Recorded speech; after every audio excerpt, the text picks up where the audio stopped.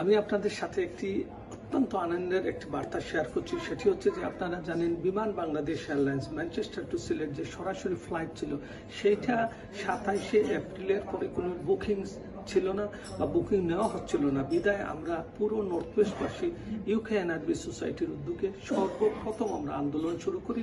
সেই আন্দোলনের সাথে পুরো ইংল্যান্ডের বিভিন্ন সংগঠন আমাদের সাথে যুক্ত হয়েছিলেন। সেই আন্দোলনের ফসল হিসাবে আমরা আজকে কিন্তু বিমান বাংলাদেশ এয়ারলাইন্স আবার তাদের সিস্টেম চালু করেছে। সেটি হচ্ছে যে হজের জন্য শুধুমাত্র 1 মে থেকে 10 জুলাই পর্যন্ত বন্ধ থাকবে। এই যে 2 মাস 10 দিন শুধু বন্ধ থাকবে, তারপরে পুনরায় 2টি ফ্লাইট চালু হবে। এখন থেকে ম্যানচেস্টারে রবিবার এবং মঙ্গলবারের ফ্লাইট থাকবে। তো আপনারা যারা বিভিন্নভাবে সহযোগিতা করেছেন তাদেরকে ধন্যবাদ। পরিশেষে ধন্যবাদ জানাচ্ছি বিমান কর্তৃপক্ষকে। আপনারা যে এই সিদ্ধান্ত থেকে আপনারা সরিয়ে এসেছেন, এই আত্মঘাতী সিদ্ধান্ত থেকে আমরা সরে এসেছেন এবং আমাদের এই দাবি দাওয়া মানার জন্য আপনাদেরকে ধন্যবাদ।